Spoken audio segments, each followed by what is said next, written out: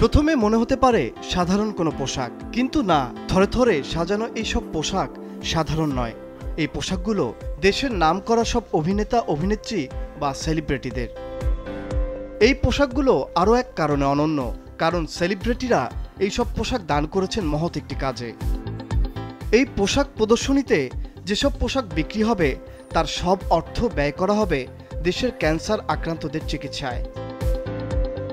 মহৎ এই উদ্দেশ্যে বনানীর টেগোর টেরেসে শুরু হয়েছে 3 দিনের এই প্রদর্শনী।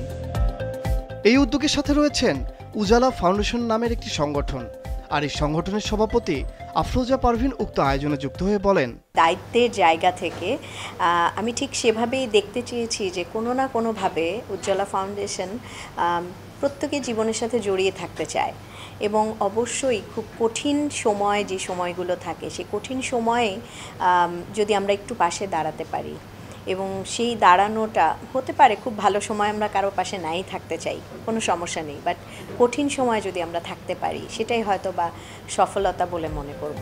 অন্যদিকে উজালা ফাউন্ডেশনের পরিচালক সামিয়া আফরিন এই উদ্যোগ নিয়ে বেশ আশাবাদী, যিনি নিজেও লড়েছেন ক্যান্সারের সাথে।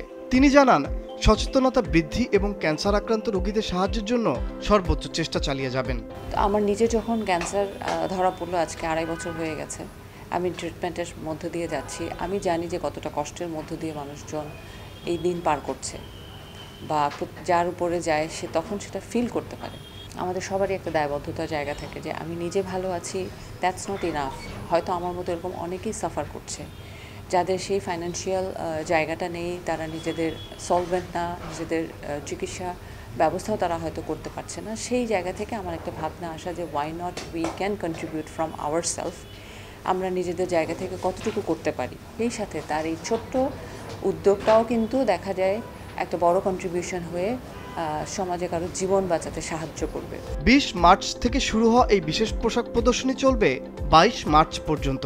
বিকেল থেকে রাত 11টা পর্যন্ত চলা এই প্রদর্শনীতে উপস্থিত থাকবেন দেশের জনপ্রিয় তারকারা, যারা নিজেদের পোশাক দান করেছেন এই মহতী উদ্যোগের জন্য।